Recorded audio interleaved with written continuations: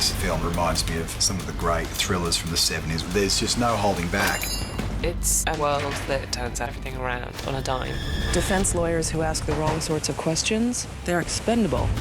Closed circuits, a conspiracy thriller. This is the most high-profile murder case in British history. It's a film that grips you with its story and with its characters.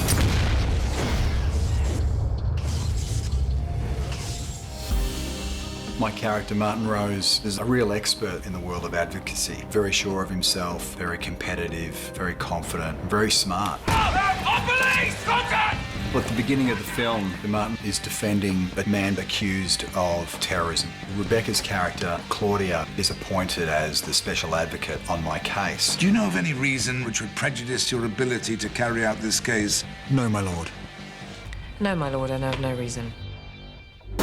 We're simply trying to defend our client. Your client is a guilty man. The authorities are certain that they have their man, and Martin begins to find that all is not very straightforward. There are powers at play that neither you nor I may even hope to control. He pulls one thread, and then that leads to another, and gets drawn into a whole web that unfolds as the piece goes on. With the opening, with the bomb, I wanted to shoot it with 12 screens simultaneously and start the film from the point of view of who's behind the camera observing what's going on in the streets. And that idea threaded itself through the film wherever we shot. We would often cover the scene from the point of view of a CCTV camera. And we wound up leaning on that material a lot more because the idea of who's behind the camera became more interesting as we cut the film. There are over 500,000 closed-circuit cameras in London. I'm sure there are at least half a dozen watching me right now.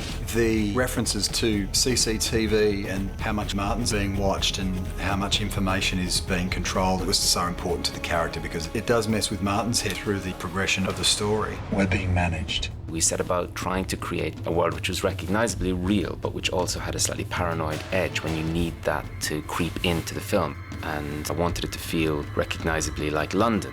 London is as big a player in this film as anything else. It has so many different faces, everything from the wigs and gowns of courtrooms and the corridors of power to the underbelly and the back alleys and the river. It represents all the different faces of London. It's very much about the city and about how exciting and vibrant it can be, and also how claustrophobic and inducive towards states of paranoia and surveillance and all these things that we looked at. You do get a sense of what's at stake. And I think once you realise that, then the game is on.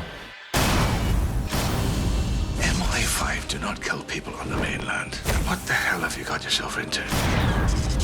Dump your bag, dump everything. Get out of there, now. Prior to the bombing, there was no contact between MI5 and the defendant.